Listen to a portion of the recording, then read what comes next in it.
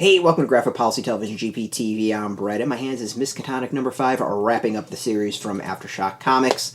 It's been an interesting one. Like, if you're really into H.P. Lovecraft, you might dig it, but I myself am not the biggest fan of that mythos, so it's a series that's generally fallen flat for me. Not surprising. I haven't been that big of a fan of the issues previously.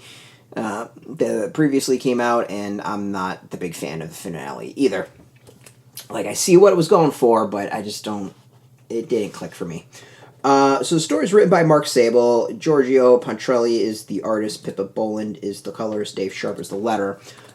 Things wrap up. Like, it's in fairness, it takes care of the various plots that were going on and wraps things up. And there are some aspects to the finale that I really did like. Where it leaves our two main characters...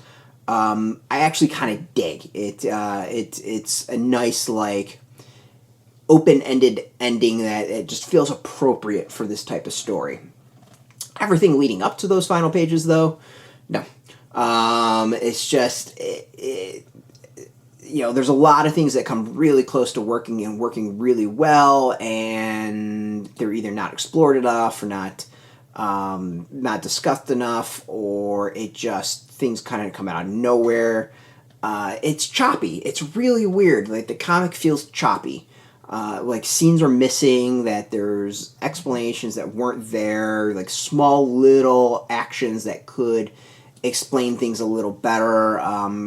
For instance, someone says, like, my bullets won't work, and they're given dynamite to go and take care of the bad guy. But where did the dynamite came from? Like, it just kind of comes out of nowhere. It's something that would be really easy to fix and explain by just having that scene a little bit different of them, like, going and pulling it out of a cabinet or something like that. Like, really small stuff, but it would add a lot. And as I said, like, it feels like scenes are missing. It's really weird. And then there's stuff that just doesn't hit, like the finale when they're fighting the big giant whatever Cthulhu monster thing ish, whatever you want to call it, the Lovecraftian monster. Like, it should feel something that's very terrorizing and scary, and it doesn't. And the way things kind of end up, it's just like, wait, what? It's weird. It's really weird, and I feel like the series has had that issue a lot. Like, it really feels like it's more of checkboxes of going through well-known things about Lovecraft as opposed to, like, really setting, creating a story and putting those elements in as kind of fun aspects to it. It kind of almost feels like Lovecraft concepts first, story second, and it's weird. Like, it's really weird. And Mark Sable's, like, a really talented writer, too.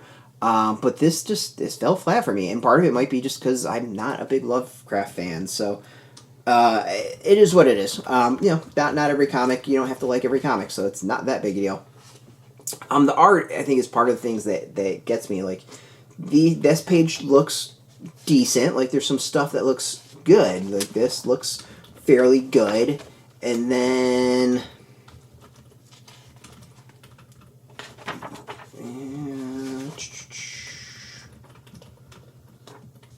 we get to this, and it almost feels like a bad riff on Scooby-Doo.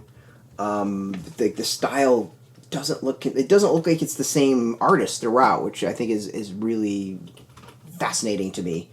Overall, like, unless you're a really huge H.P. Lovecraft fan, I gotta say skip it. I still think there's a lot of other options out there that I would go even if you are a H.P. Lovecraft fan. I mean, it's not bad, it's very off for me. Like, something didn't click, and I don't know, maybe it could have used, like, a different set of eyes on it to maybe pull the narrative together a little bit more. Like, great concept, really good ideas, I don't think it ever gelled. So it is what it is.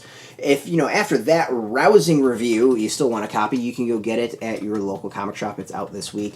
We got a link beneath this video. Put in your zip code. Tell the shops near you. No shop, no problem. We do have affiliate links. Our affiliate links will get a small percentage By doing that, you help support our site, so thank you. And speaking of support, I want to thank AfterShock for hooking us up with a review copy. Appreciate that, and thank you for watching. Now, if you're into comics, if you are into AfterShock, check us out every single day at graphicpolicy.com. We're on Twitter, Facebook, YouTube, Tumblr, all at Graphic Policy, keeping it nice and consistent. So until next time, keep reading those comics, and keep it geeky.